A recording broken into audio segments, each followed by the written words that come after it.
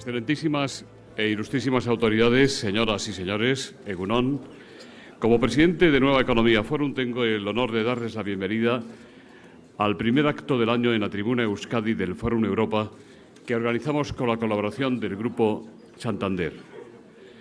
Tenemos la satisfacción de que haya aceptado intervenir en esta tribuna el delegado del Gobierno en Euskadi, don Carlos María de Urquijo Valdivieso. Nació en la localidad alavesa de Llodio hace 49 años, es graduado social, está casado y es padre de 2 hijas. Sin duda es una persona muy conocida en la política vasca y española, no en vano lleva trabajando en la vida pública desde muy joven. Su dilatada trayectoria política, siempre vinculada al País Vasco, le ha llevado a ser concejal de Llodio durante 5 años y parlamentario vasco durante 18. Una intensa actividad en el legislativo vasco centrada sobre todo en los asuntos de interior, de derechos humanos y de control de la ITV, en cuyas comisiones era el portavoz del Grupo Parlamentario Popular. También fue miembro del Consejo de Administración de la Radio Televisión Vasca hasta 2009. Aficionado a la lectura y a pasar el tiempo con su familia, el actual delegado del Gobierno en el País Vasco ya asumió esta representación entre enero y marzo de 2004. Si algo puede definirle es su tenacidad, tanto en su vida personal como en su faceta pública. Quienes le conocen y, sobre todo, quienes le han tratado, destacan que, además de extremadamente educado, es un trabajador incansable que desempeña su labor de manera eficaz y minuciosa.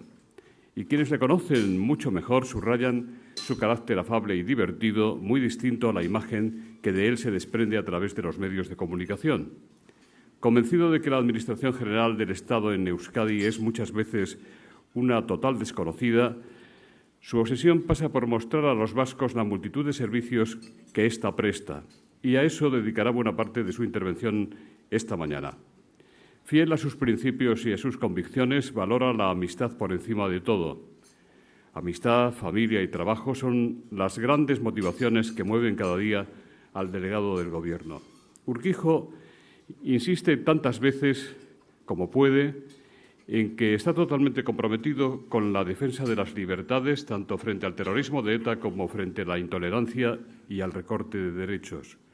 Una posición llena de convicción personal que le carga de razones a la hora de su toma de decisiones, aunque haya quienes no estén de acuerdo con eso, como se ha puesto de manifiesto en relación con la manifestación del pasado sábado. Don Carlos Urquijo viene a esta tribuna dispuesto a adentrarnos en la delegación del Gobierno en el País Vasco y a darnos datos que muy probablemente vamos a desconocer. Querido don Carlos, la tribuna es suya.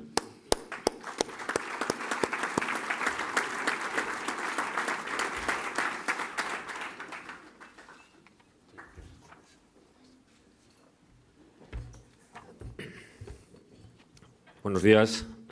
En primer lugar, quiero agradecer a Nueva Economía y a los patrocinadores, más bien ya el patrocinador, que lo hace posible su invitación a participar en esta tribuna distinguida por su independencia y su pluralidad y que precisamente por ello se ha convertido en una de las más prestigiosas y codiciadas para quienes queremos tener algo que comunicar. Y vaya también por delante, para tranquilidad de los asistentes, que espero que estos 15 o 20 minutos no se conviertan en una soporífera intervención cargada de preceptos legales y desarrollos reglamentarios, pero sí quiero aprovechar la oportunidad que se me brinda para dar a conocer la gran cantidad de servicios y funciones que presta de manera eficaz y en ocasiones también, por qué no decirlo, demasiado silenciosa, la Administración General del Estado en el País Vasco. Como ustedes saben, tras la nueva organización territorial surgida de la Constitución de 1978, gran parte del protagonismo administrativo, y no digamos el político, ha recaído fundamentalmente en las comunidades autónomas a las que el Estado ha transferido, salvo las reservadas para sí en el artículo 149, múltiples competencias para ordenar la vida ciudadana. Con la finalidad de evitar que esta descentralización suponga descoordinación entre el trabajo de las administraciones o provoque disfunciones en la prestación de los servicios, La propia Constitución, en su artículo 154, crea la figura del delegado del Gobierno para dirigir la Administración General del Estado en las comunidades autónomas y coordinarla con la propia de cada autonomía. Posteriormente, la Ley 6/97 de Organización y Funcionamiento de la Administración General del Estado, conocida vulgarmente como LOFAGE, ha regulado con detalle las competencias de los delegados y subdelegados del Gobierno, así como la estructura y servicios a prestar en las comunidades autónomas. Trataré, por tanto, de resumir a continuación cuáles son las funciones y competencias del delegado del Gobierno en el País Vasco, no por justificar el trabajo encomendado, sino porque, sinceramente, creo que la Administración General del Estado es una gran desconocida, oscurecida por una nueva y potente Administración autonómica. Y lo haré también, por qué no decirlo, para desenmascarar la identificación interesada y casi siempre peyorativa que algunos tratan de hacer con el papel más ingrato de alguna de las funciones asignadas en su día a los antiguos gobernadores civiles. La primera obligación es la que juramos o prometemos al acceder al cargo, y esa es la de cumplir y hacer cumplir la ley. Lo primero resulta sencillo, lo segundo, más complicado, suele ser también más antipático, pero es igual de importante, aunque su ejercicio lleve aparejado en muchas ocasiones duras críticas, incomprensiones e incluso algún desprecio. Cuando desde la delegación del Gobierno supervisamos los acuerdos de otras administraciones en materias tan dispares como el respeto a la dignidad de las víctimas del terrorismo, la contratación de personal, las banderas o el uso del euskera, no es por capricho, no nos mueve la inquina, ni el afán de protagonismo o las ganas de inmiscuirnos en el trabajo de otros. Nos limitamos a cumplir la ley. En este caso, el artículo 23 de la LOFAGE, que dice que debemos velar por el cumplimiento de las competencias atribuidas constitucionalmente al Estado y la correcta aplicación de su normativa, promoviendo o interponiendo, según corresponda, conflictos de jurisdicción, conflictos de atribuciones, recursos y demás acciones legales procedentes. Perdón. No tengan ninguna duda de que resultaría mucho más cómodo y menos antipático socialmente limitarme a acudir de canapé en canapé a las inauguraciones, presentaciones, conferencias y demás actos sociales a los que se nos invita con frecuencia. Recurrir nombramientos de chupineras o pregoneros, denunciar homenajes a expresos de ETA o instar el respeto de los símbolos constitucionales granjea pocas amistades, pero estoy convencido que no se nos ha nombrado para resultar agradables a los gobiernos autonómicos o locales de turno, sino para que la ley se cumpla como garantía de igualdad entre todos los ciudadanos. Decía que son muchos y variados los servicios prestados por la Administración General del Estado. Algunos, como la Seguridad Social, el antiguo INEN, ahora SEPE, tráfico o el control de la inmigración ilegal, nos resultan familiares. Sin embargo, otros, como Salvamento Marítimo, la Agencia Estatal de Meteorología, los puntos de inspección fronteriza o Sanidad Exterior, lo son menos. Y quienes los conocen pueden incluso llegar a creer que son prestados por la Diputación o el Gobierno vasco. Incluyendo a los miembros de las Fuerzas Armadas y las Fuerzas de Seguridad del Estado, 13.000 funcionarios prestan servicio en el País Vasco. Ellos se encargan, por poner algunos ejemplos, de tramitar nuestras pensiones, recaudar las cotizaciones empresariales, pagar las distintas prestaciones, renovar el DNI o el carnet de conducir o luchar contra el fraude laboral. Además, gracias a ellos, cuando acudimos a un país remoto, recibimos la vacuna adecuada para asegurar nuestra salud.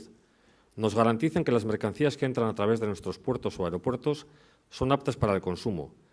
Velan por nuestra seguridad en el mar o distribuyen los partes meteorológicos que permiten prevenir fenómenos adversos. No pretendo hacer una mención exhaustiva de la Carta de Servicios de la Administración General del Estado, pero sí quiero reivindicar el buen hacer de estos empleados públicos y la labor que desempeñan, no por desconocida, menos importante para asegurar nuestro bienestar. Me van a permitir una referencia singular de agradecimiento a unos funcionarios concretos, los agentes de la Guardia Civil y del Cuerpo Nacional de Policía. Nuestra deuda con ellos es tan grande como el desprecio público del que han sido objeto por algunos durante tanto tiempo. Años en los que se jugaron la vida por asegurar nuestra libertad. Hablemos con claridad. Cuando el 20 de octubre de 2011 ETA anunció el final de su actividad terrorista, no se debió ni al hartazgo de la sociedad ni a la conversión de los criminales. Ese comunicado fue fruto de las decisiones políticas que cerraron espacios de impunidad a su brazo político y, sobre todo, al eficaz, abnegado y silencioso trabajo de tantos agentes de la Guardia Civil y la Policía que acorralaron a la banda, no dejándole otra alternativa que su rendición. Hay quien continúa reclamando su adecuación o repliegue, eufemismos que expresan con más finura el que se vayan de quienes durante tantos años acompañaron la estrategia del terror. No voy a reclamar agradecimiento a quien no quiere otorgarlo, pero sí respeto a su trabajo y al reparto competencial fijado en nuestro Estatuto de Autonomía.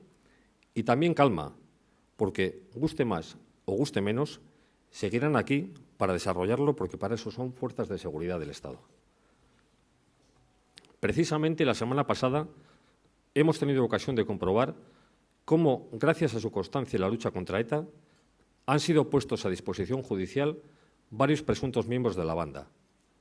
El Gobierno de España va a seguir trabajando para que ETA sea derrotada y su proyecto político totalitario arrinconado.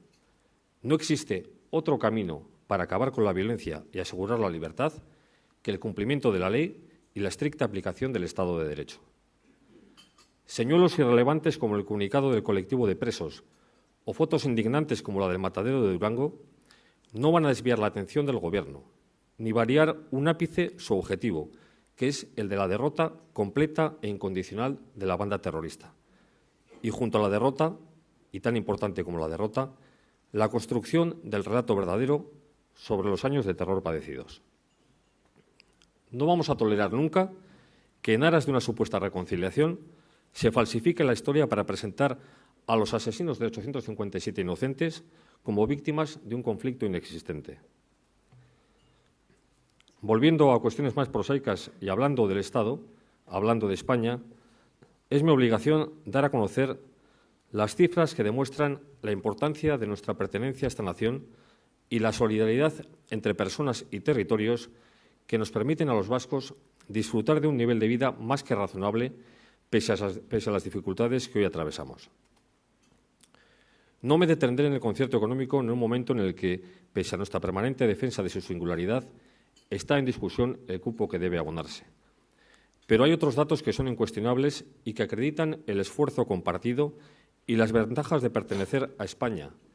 Esa España que, lejos de constituir un lastre, es un salvavidas sin el cual los vascos nos hundiríamos en remisión.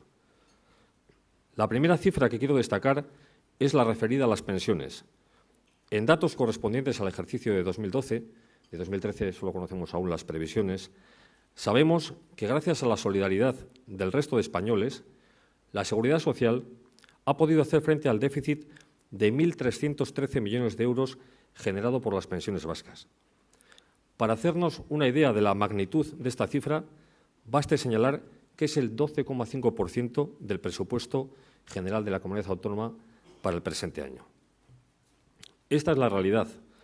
Por eso no deja de sorprenderme que todavía se formulen discursos que defiendan sin rubor la viabilidad económica y financiera de un País Vasco independiente. Otro dato incuestionable que acredita la implicación de España con nuestra comunidad es el referido al compromiso con las infraestructuras. Me refiero al tren de alta velocidad, financiado en exclusiva por el Ministerio de Fomento y que, con un grado de ejecución de aproximadamente el 72% hasta la fecha, dispone de un presupuesto total de 4.500 millones de euros. Es, de lejos, la mayor infraestructura pública que jamás se ha realizado en el País Vasco. Creo que no es necesario hacer más comentarios. En el ámbito de las infraestructuras también quiero destacar los 127 millones de euros invertidos en los 2 últimos años en los puertos de Bilbao y Pasajes y en la regeneración de la bahía de este último. Por último, para concluir estas breves pinceladas sobre las ventajas de pertenecer a una gran nación, gracias a la cual nos encardinamos en la Unión Europea, pasaré a mencionar algunos ejemplos del compromiso del Gobierno del Partido Popular con nuestra cultura. Un compromiso al que se ha atendido pese a las severas dificultades presupuestarias, pero que desmiente ese mito que se nos suele achacar con frecuencia de que en tiempos de vacas flacas la cultura resulta discriminada. Me referiré a datos de 2012 y 2013. Y como estamos en Bilbao, comenzaré por destacar, por ejemplo, que la Asociación Vizcaína de Amigos de la Ópera, la AVAO, ha recibido 2.254.000 euros, seguida de cerca por San Sebastián con 2 millones de euros para su Festival de Cine. La Fundación Cristóbal Valenciaga ha recibido 1 millón de euros y la Fundación Museo Artium de Vitoria 190.000. No sé si se habrán percatado que precisamente las capitales y territorios más favorecidos no están precisamente gobernados por el Partido Popular. Podría continuar refiriéndome a las importantes cantidades entregadas para la rehabilitación del Horno Alto de Sestao, el Centro Minero de Zerain, el Festival de Jazz de Guecho o el Centro de la Meroneta de Tolosa. Pero no es cuestión de cansarles, sino tan solo de probar que ninguna de nuestras necesidades en sus múltiples ámbitos económico, asistencial, social o cultural le son ajenas al Gobierno de España. No quiero finalizar este capítulo sin destacar los 540.000 euros aportados en los 2 últimos años a la Real Academia de la Lengua Vasca, Euskaltzaindia, más que nada por concluir desmontando las falsedades que algunos han construido en relación con el Partido Popular para presentarnos como lo que no somos. Dicho esto, quiero insistir en la vocación de servicio de todos aquellos que tenemos el honor de ocupar una responsabilidad pública. Al margen de nuestras ideas, estamos obligados a entendernos para prestar el mejor de los servicios a nuestros clientes, a quienes nos pagan, a los ciudadanos. Las administraciones no podemos vivir ni enfrentadas ni de espaldas las unas a las otras. Tenemos que hablar, sin duda, desde esas tribunas, porque tienen que conocernos y saber qué pensamos y lo que queremos.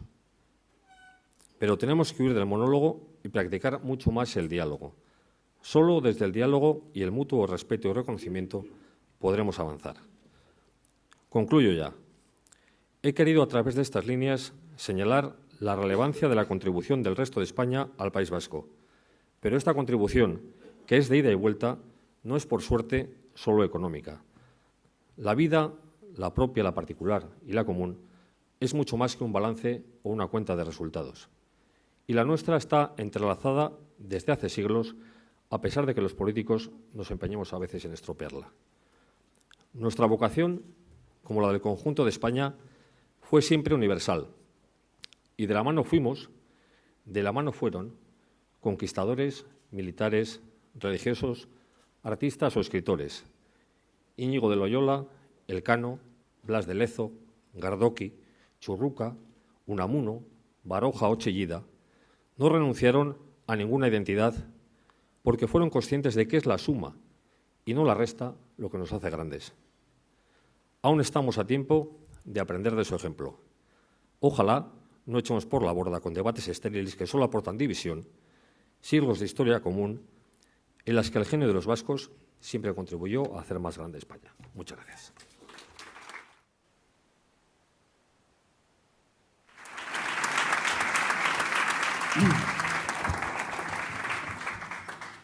Muchas gracias, don Carlos. Pues hay muchas preguntas. Muchas quieren saber su valoración 2 días después de la multitudinaria manifestación del sábado.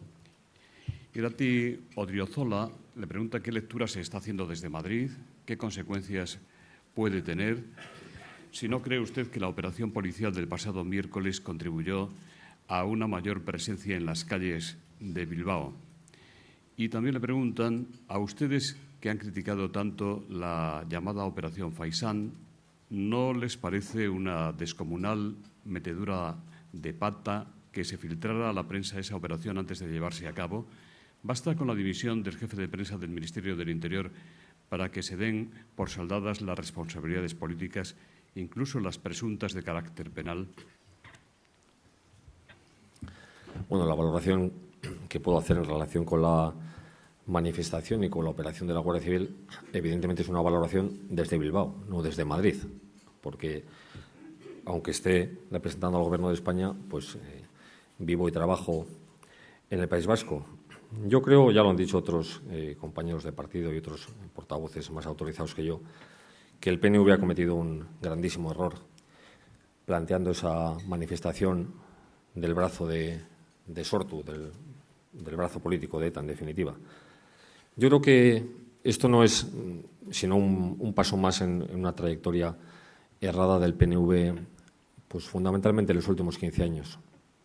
Yo creo que el Partido Nacionalista Vasco, siempre que se ha sentido amenazado fundamentalmente desde el punto de vista electoral, ha optado por echarse en brazos de, me da igual cuál sea la marca, me da igual que sea Euskal Herritarrok, que Batasuna, que Herri Batasuna, Sortu, Amaiur, Bildu. Ha tenido siempre esa tendencia, ha preferido la compañía de quien ha estado respaldando el crimen y la violencia a la compañía de los demócratas y del Estado de Derecho, ¿no? Ellos sabrán por qué lo hacen, ¿no? Yo creo, ya digo, que están guiadas estas actuaciones por su temor electoral a ese mundo radical al que de vez en cuando pues siente la necesidad, como el boxeador sonado, de agarrarse para no caerse. En cualquier caso, cada uno elige sus compañías, ¿no? y da cuenta de ellas. Yo prefiero la compañía, por ejemplo, que ha elegido hoy Rajoy, haciendo política de Estado junto a Barack Obama, que la compañía elegida por Antonio Ortúzar el viernes pasado, cuando compareció públicamente del brazo de Asier Arraiz, ¿no? Yo creo que hay políticas de Estado y hay políticas ominosas. Algunos prefieren la segunda. Bueno, pues ellos sabrán qué es lo que hacen, ¿no? En cuanto a la oportunidad o no de la operación de la Guardia Civil, bueno, para empezar, una operación de este calado no se improvisa de la noche a la mañana, sino que es un trabajo continuado de las fuerzas de seguridad, en este caso de la Guardia Civil, a la que quiero una vez más felicitar por la brillantez con la que lo desarrolló. Y yo creo que cumplir la ley no es una cuestión de oportunidad. La ley hay que cumplirla siempre, al margen precisamente de que haya acontecimientos que algunos consideren que debe llevar aparejado el que se atempere la actuación de las fuerzas de seguridad. El Gobierno de España siempre ha creído y siempre ha hecho del cumplimiento de la legalidad el santo y seña de su actuación, y así va a seguir siendo. ¿Que ha habido algún error? Evidentemente hubo un error en la comunicación de esa operación. Ha habido una dimisión por parte del responsable de prensa y me parece que esto es correcto y que es suficiente. Miquel Montoya le pregunta si estaba preparado usted para un plan B, si contaba con que, abortado el primer intento por la actuación del fiscal a instancias suyas, PNV y Sortu hicieran la manifestación por otra vía, como la han hecho. Bueno, es que yo creo que no hay ni plan A ni plan B. La obligación, en este caso, del delegado del Gobierno, cuando comuniqué a la Fiscalía de la Audiencia Nacional la celebración de esta manifestación, era porque entendía que podía constituirse en un acto de enaltecimiento del terrorismo. La propia Ley 29/2011 de reconocimiento y protección integral de las víctimas del terrorismo, en su artículo 61, encomienda a los delegados del Gobierno asumir la defensa de la dignidad de las víctimas. Y, bueno, en primera instancia, un juez de la Audiencia Nacional le dio la razón al fiscal, prohibiendo esa manifestación, y luego ha habido otro juez pues que ha considerado que esa segunda manifestación no tenía por qué ser objeto de prohibición. No había plan B, porque nosotros hemos confiado siempre en la justicia, cuando nos da la razón y cuando no nos la da, ¿no? Cosa que no han hecho quizá otros partidos. Por lo tanto, no había plan B, porque lo que había es una confianza plena en la justicia, que se ha pronunciado de una manera determinada, que nosotros hemos respetado, como hacemos siempre, con las resoluciones judiciales. Xavier Góñiz le pregunta qué valoración hace usted de la participación de sacerdotes vascos en la marcha por la excarcelación masiva de presos de ETA. ¿Volverá la Iglesia a ingerirse en este proceso, en su opinión? Y si lo hace, ¿cómo lo calificaría o descalificaría usted? Leire Alberdi le pregunta qué condiciones tendrían que darse para que el Gobierno del PP concediera una amnistía general a los presos de ETA y con qué limitaciones. Bueno, en relación a la participación de algunos sacerdotes en esa manifestación, o en alguna declaración pública, bueno, pues creo que no representan a la Iglesia, sino a sí mismos en ese caso. Por lo tanto, desde la discrepancia más absoluta con esos planteamientos, los respeto, pero ya digo que no representan en absoluto a la Iglesia, pues que tiene otros órganos de expresión, como pueden ser la Conferencia Episcopal o los obispos en su caso. Sí que es cierto que la Iglesia en ocasiones pues ha estado muy despegada de las víctimas del terrorismo y que ha sido muy crítica con decisiones de los distintos gobiernos en relación con la lucha contra ETA. Yo recuerdo no sé si es pastoral la denominación, una carta de los obispos con motivo de la aprobación de la ley de partidos cuando hablaban de los negros nubarrones que se cernían sobre el País Vasco, que bueno, al final tampoco parece que llovió tanto. Pero en cualquier caso, ya digo que en esta ocasión estamos hablando de una posición muy minoritaria de algunos sacerdotes vascos que tampoco creo que haya que darle más importancia.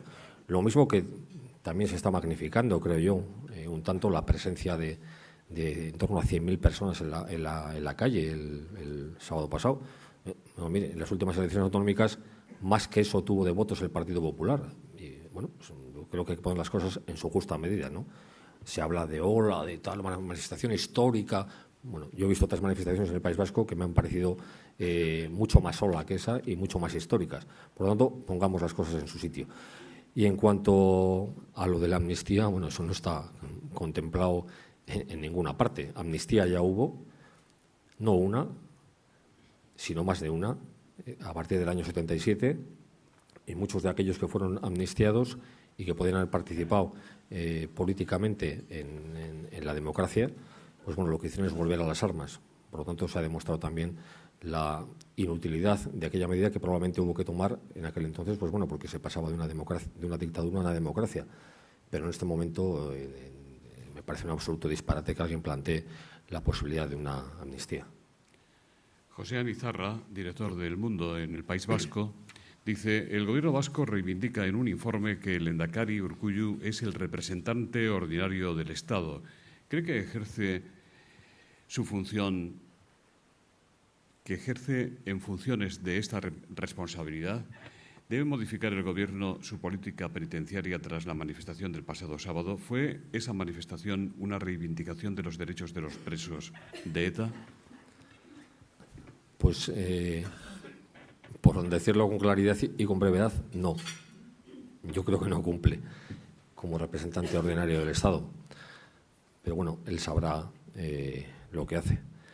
En cuanto a la posibilidad de un cambio de la política penitenciaria, ya se ha manifestado el ministro del Interior, que en esto tiene más autoridad que yo, desde Israel, y ha dicho que ni una, ni dos, ni más manifestaciones que pidan la modificación de la política penitenciaria van a conseguir nada mientras ETA no se disuelva. Esa es la clave para que haya una modificación en la política penitenciaria por parte del Gobierno de España, y mientras tanto ya digo que ninguna manifestación ni ninguna declaración va a hacer modificar al Gobierno de España esa política. Desde ABB Media dicen: hoy en el diario El País titulan: Urkullu se ofrece a la Moncloa como garante del final de ETA. ¿El Gobierno se fía del PNV? ¿La posición del PNV le suma o le resta a la resolución del conflicto? Bueno, yo creo que eso tendrá que responder el presidente Rajoy cuando se produzca la entrevista. Ahora, si me pregunta a mí si yo me fío del PNV, no es cuestión de fiarse o no fiarse, sino de hacer un repaso de cuál es la actuación del PNV en los últimos años y luego cada uno que saque sus consecuencias.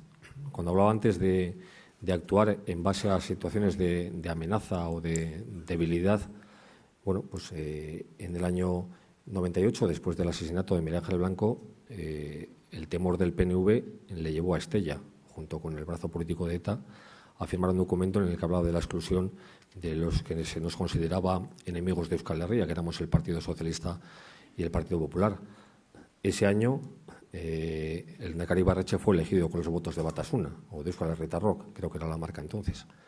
Al año siguiente, en el año 99, se firmó un pacto de legislatura con ese partido político que solo se rescindió tras el asesinato, no ya del teniente coronel Blanco en Madrid, que siguió el pacto, sino después del asesinato de Fernando Buesa y Jorge Díaz Elorza. En el año 2002 Se aprobó la ley de partidos, que resultó tan exitosa en la lucha contra ETA. El PNV votó en contra. En el año 2004, también de la mano de, no sé si ya era Euskal Herritarrok o era otra cosa, también se aprobó el Plan Ibarretxe. El viernes pasado comparecieron públicamente para convocar una manifestación en la que se ha pedido la amnistía. ¿Que se me fío del PNV? Yo creo que ya he contestado. Usted se ha referido al AVE en el País Vasco señalando que las obras están al 75% del plan. Eneco Ahmed le pregunta qué calendario baraja el Gobierno para la terminación de estas obras de la Y vasca y la puesta en marcha del AVE, siendo como es Euskadi la región más rezagada en lograr este singular avance. ¿Quién tiene la culpa de verdad? ¿Está el Gobierno de Rajoy interesado en acelerar este proyecto tan discutido por la izquierda abertzale? Hombre, el interés del Gobierno de España está en los presupuestos generales del Estado. He dado antes la cifra de 4.500 millones de euros, la inversión pública mayor en la historia del País Vasco. Los plazos pues, serán los que permitan el ritmo de salida de la crisis. Evidentemente nos gustaría ir a más velocidad, como también le gustaría hacerlo al Gobierno vasco, pero hay circunstancias pues bueno, pues que no permiten caminar al ritmo que nos gustaría. Pero el compromiso por parte del Gobierno de España con la alta velocidad, y especialmente en el País Vasco, es inequívoco. En cuanto estas medidas que se están adoptando, tan duras pero que están resultando efectivas para remontar esta situación de crisis, permita funcionar a alta velocidad, pues funcionaremos a alta velocidad. Ahora iremos un poquito más despacio. A Aitor Albizu le pregunta, ¿contempla usted algún escenario en el que quepa el repliegue o la disminución de la presencia de la Guardia Civil y de las Fuerzas Armadas del Estado en el País Vasco? ¿Es verdad que las dotaciones económicas de recursos personales y técnicos están reduciéndose durante los 2 últimos años? Bueno, las funciones y las competencias de la Guardia Civil y de la Policía están tasadas en el artículo 17, creo recordar, del Estatuto de Autonomía y, por lo tanto, como decía antes en mi intervención, siempre va a haber en el País Vasco Guardia Civil y Policía, aunque a algunos les guste menos. Lo va a haber porque son fuerzas de seguridad del Estado y el País Vasco forma parte del Estado. Y están desarrollando una importante labor, no solo en materia antiterrorista, sino en otros ámbitos, como puede ser la lucha contra el crimen organizado, contra el tráfico de personas, el tráfico de drogas, la pornografía infantil, etcétera. Otra cosa es que, bueno, pues que el número tampoco es algo que no se pueda modificar. Es decir, no hay que hacer tampoco un tótem del número que tenga que ser el que finalmente esté en el País Vasco, ¿no? Yo creo que tiene que ser el número suficiente para atender a las competencias que tiene tasadas en el Estatuto. Y, lógicamente, pues ese número lo determinará el Gobierno de España, contando con la opinión del Gobierno vasco, pues en la Junta de Seguridad, pero es una decisión que tiene que adoptar el Gobierno de España y el Ministerio del Interior, pues bueno, a la luz de los acontecimientos. Jorge Rebollo le pregunta, delegado, si entiende usted las reivindicaciones de Santiago Abascal, hijo. Y Nerea Mújica le pregunta si las organizaciones de víctimas son o pueden ser un problema para el PP, disgustadas como están. Y Ciar Garay le pregunta, ¿la lista encabezada por el expresidente de la AVT y excautivo de ETA puede movilizar a electores propios del PP hacia su opción? La última no he entendido muy bien. Sí, la lista encabezada por el expresidente de la AVT puede movilizar a electores propios del PP hacia la opción que él propone. Bueno, no conozco qué lista es esa ni a quién se refiere. En cualquier caso, las asociaciones de víctimas nunca han sido un problema ni para el Partido Popular ni para el Gobierno de España, sino que en todo caso son un referente. Las víctimas siempre lo han sido para cualquier demócrata, ¿no? Por la forma en que han encarado la situación que han atravesado, ¿no? Jamás ni una víctima se ha tomado la justicia por su mano y ha habido muchas víctimas. Por lo tanto, en todo caso, las víctimas son un acicate para el Gobierno para que sigamos haciéndolo bien y para que sigamos caminando en esa vía de la derrota incondicional de la banda terrorista. Así que problema ninguno, al contrario, son un referente y un ejemplo tanto para el Partido Popular como para el Gobierno de España.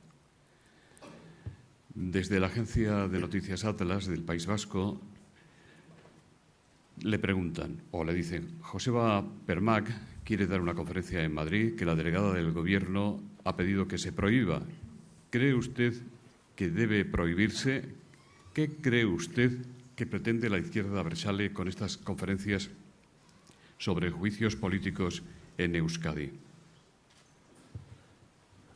Bueno, pues quien debe determinar si debe prohibirse o no, lógicamente, es la autoridad judicial. Veremos qué es lo que hace. Si la delegada del Gobierno en Madrid ha solicitado que así sea, pues me parece perfecto, pero ya digo que al final tendrá que ser una autoridad judicial quien determine si esa conferencia se debe celebrar o no. ¿Qué pretende el señor Permach con esta conferencia? Pues me imagino que lavar la imagen de lo que llaman, a mí no me gusta utilizar el término de izquierda abertzale, porque no parece que dulcifica cuál es realmente su posición, ¿no? Yo creo que trata precisamente de presentarse como izquierda abertzale y no como brazo político de ETA, ¿no? Por lo tanto, yo creo que no hay que hacer tampoco más comentarios ni dar más publicidad. De fuera de España se pretenden presentar siempre de otra manera de lo que realmente son, que ya lo sabemos todos los que estamos aquí, que es lo que Si se prohíbe la conferencia de Permach de esta tarde, ¿no cree usted que se cebará la bomba y que es hacerle el juego de alguna manera a ETA y a su entorno? Bueno, pero es que lo decía antes, ¿no? Yo creo que el cumplimiento de la ley está por encima de las circunstancias políticas o de los momentos más o menos oportunos o de los procesos que algunos crean ver en marcha. Es que así son las cosas, ¿no? Se dice en latín, ¿no? Dura lex sed lex, ¿no? Y así debe ser, ¿no? La aplicación de la ley y del Estado de Derecho está por encima de las circunstancias, aunque en un momento determinado sea más complicado el asumir la toma de una determinada decisión. Pero, bueno, pues como decía Cicerón, ¿no? Para ser libres hay que ser esclavos de la ley. A mí me gusta mucho eso. Nagore Alberdi le pregunta: ¿a título personal no le parece que se está retrasando demasiado el Congreso del Partido Popular Vasco, de modo que finalice esta etapa de provisionalidad? ¿Cree que habrá algún candidato alternativo a Arantxa Quiroga para presidir el Partido Popular en el País Vasco? Bueno, yo no creo que deba pronunciarme sobre cuestiones internas del Partido Popular. Me parece que hay una presidenta que no es en absoluto provisional, sino que es una presidenta totalmente consolidada y, en cualquier caso, pues bueno, estamos en un partido democrático y si alguno considera que tiene un proyecto ilusionante que ofrecer para el PP vasco, pues nadie le va a poner ninguna objeción, me imagino, a que se presente. Le leo otra pregunta. Dice: una parte de los jóvenes que terminan la carrera y no encuentran trabajo en España emigran para conseguir un medio de vida. Al pedir en la Seguridad Social la tarjeta sanitaria internacional, solamente les dan un certificado para 90 días. Es decir, si no encuentran trabajo en 3 meses, se tienen que hacer un seguro privado. No les proporcionamos trabajo, emigran para buscarlo y no les damos cobertura sanitaria. ¿Nos lo puede usted explicar? Bueno, igual podríamos explicar en parte qué es lo que ha ocurrido o qué es lo que hemos hecho mal entre todos para que haya tantos jóvenes que hoy tengan que ir fuera a buscar trabajo, que ese es el verdadero drama, ¿no? El que generaciones preparadas como probablemente nunca ha habido en la historia de España, en vez de rendir su conocimiento y aprovecharnos de su capacidad y su conocimiento aquí en España, tengan que ir a buscar fuera el trabajo que no tienen aquí. Y, por lo tanto, en eso es en lo que está centrado el Gobierno de España, al margen de cuestiones puntuales como las que se plantean en esa pregunta, en conseguir que la economía se recupere, pues para que haya empresarios en España que estén en disposición de ofrecer una alternativa a esos jóvenes. Yo creo que los últimos datos de paro del mes de diciembre pues apuntan en la buena dirección. Evidentemente, una situación de un 26% de paro es una situación que no es de recibo ni en España ni en ningún otro país que se precie como un país importante. Y, bueno, pues en eso estamos tratando de trabajar, en impulsar las políticas y las reformas necesarias para que dentro de unos años pues bueno, no tengamos que hablar de los jóvenes españoles que se van, sino probablemente de jóvenes de fuera que quieran venir a trabajar a España. Desde las mesas de prensa le preguntan si cree realmente que todo lo vasco está ahora marcado y condicionado por el mundo abertzale, por el mundo de ETA, o es una obsesión propia del cargo que usted desempeña? Bueno, igual es alguna obsesión también de algún periodista, porque yo que más quisiera que hablar de otras cuestiones, pero todos podemos comprobar que la mayoría de ellas, salvo un par de cuestiones hasta el momento, todos han girado en torno al monotema. A mí me gustaría hablar de otras cuestiones. Creo que también en mi intervención he hablado de otras cuestiones de lo que supone la implicación del resto de España en el progreso y en el bienestar del País Vasco, pero bueno, pues por desgracia algunos se empeña siempre en el País Vasco en dar vueltas en torno al mismo pozo, ¿no? Y lo que tampoco vamos a dejar de hacer los demás es de mostrar dar nuestra opinión si se nos pide al respecto, pero yo estaría encantado de hablar de otras cuestiones que pues no hable del usted monotema. libremente, No, de lo que quiera. No, pero si es que he hablado durante los 15 o 20 minutos, que no sé si han sido soporíferos o no, pero yo lo que lamento es eso, que el interés mediático está siempre en torno a las mismas cuestiones, ¿no? Yo, si hoy hay algún corte de voz en las radios o al mediodía en Telenorte o en Teleberri, estoy seguro que no se va a hablar ni del INEM, ni del tren de alta velocidad, ni de cualquier otra cuestión relacionada con esos asuntos, sino que va a ser la posición en relación con la manifestación del sábado o con las operaciones de la Guardia Civil del miércoles pasado. Pues, ¿qué le vamos a hacer? Yo no puedo hacer nada para evitarlo. Finalizamos, si le parece, con esta pregunta que le voy a leer. Dice: los empresarios vimos con tristeza la manifestación del sábado.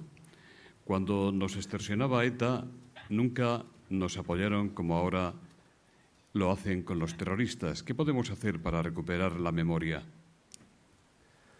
Bueno, más que una pregunta, es una reflexión que comparto plenamente. Pues lo que podemos hacer para que no se falsifique la memoria es dar testimonio. Y eso es lo que procuramos hacer todos los días. Al menos eso es lo que yo procuro hacer desde mi trabajo, ¿no? Tratar de que no se falsifique la realidad y que no se presente, pues eso, a todos los asesinados que ha habido en España como víctimas de un conflicto multilateral, en los que ha habido violencia por ambas partes, etcétera, ¿no? Decir la verdad de las cosas, porque si no, con el tiempo, y porque ellos, los otros, los malos, en mi opinión, son muy insistentes, muy tenaces y muy hábiles, pues tratarán de colarnos su relato, ¿no? Y para eso pues tenemos que estar otros, partidos políticos, instituciones, trabajando para que el relato que se construya sea el verdadero. Y quienes estamos aquí sabemos lo que ha pasado, pero lo que hace falta es que lo sepan nuestros hijos y nuestros nietos, ¿no? Que no consigan quienes ahora, hoy en Madrid o mañana en Eibar o en Llodio o donde fuere, pues que triunfe ese relato falso de lo que ha ocurrido, que es que durante 50 años un grupo terrorista apoyado por unos miles de fanáticos trataron de imponer por la fuerza un proyecto totalitario. En nombre del Grupo Santander, que hace posible Tribuna Euskadi, el señor Polidura va a despedir el acto. Delegado del Gobierno, don Carlos María de Urquijo, autoridades, empresarios, amigos, amigas, buenos días a todos. En Banco Santander entendemos el papel de patrocinadores como el apoyo a los foros de reflexión y de ideas, por lo que hoy quiero reiterar una vez más nuestra complacencia en continuar apoyando estas plataformas de diálogo. Estimo que el mayor mérito de Fórum Nueva Economía Euskadi, que llevamos patrocinando varios años, es precisamente ese, el contribuir al enriquecimiento de ideas de todos los que habitual o puntualmente asisten a estos encuentros. En el año 2013, las más variadas ideologías políticas y los temas presentados por los diversos sectores, tanto económico, jurídico, educativo o de sanidad, han sido recogidos en estos actos. Si con ello hemos contribuido a aportar soluciones, ideas y reflexiones, damos por muy valiosa nuestra colaboración. Euskadi cuenta con uno de los más sólidos tejidos empresariales de nuestro país, lo que constituye una de sus principales fortalezas. Con la totalidad del sector empresarial vasco, el Santander mantiene un compromiso firme de apoyo. Esta apuesta por la mejora de la competitividad y la modernización la llevamos a cabo en nuestro Plan 10.000, que ofrece a empresas, autónomos e instituciones 10.000 millones de euros para financiarse. y con otras novedades que, con el fin de apoyar a la incipiente reactivación económica, estamos preparando para los empresarios y que en próximas semanas podremos detallarles. Desde hace tiempo y en estas circunstancias, especialmente desde el Santander, mantenemos un único discurso. En este país hay muchas personas, ideas y proyectos en los que confiar y en los que Banco Santander tiene puesta toda su confianza. Apostamos porque esa colaboración con quienes conjugan esos verbos crear, fabricar, reinvertirse, les ayude a aprovechar al máximo el deseado cambio de ciclo. Si estamos comprometidos especialmente con la financiación de empresas, es porque somos conscientes de que ha de ser el tejido empresarial el verdadero generador de empleo y actividad. Nuestro presidente, Emilio Motín, manifestó hace unas semanas en la 6ª Conferencia Internacional de Banca ante el ministro de Guindos y notables representantes del mundo financiero que todos los esfuerzos que pongamos en la recuperación de la confianza no serán en vano, porque es el mayor activo del que disponemos para lograr el objetivo común del desarrollo sostenible de nuestra economía y el bienestar de los ciudadanos. Alcanzar la unión bancaria en Europa y, a través de ella, recuperar la confianza para que el crédito fluya con normalidad es la clave para consolidar definitivamente la recuperación económica que ya está en marcha. Es el momento de que los bancos sean proactivos y centren todos sus esfuerzos en favorecer la creación de riqueza y empleo. Me sumo a sus palabras para finalizar dándoles una vez más las gracias por su presencia en estos encuentros. Muchas gracias. Muchas gracias.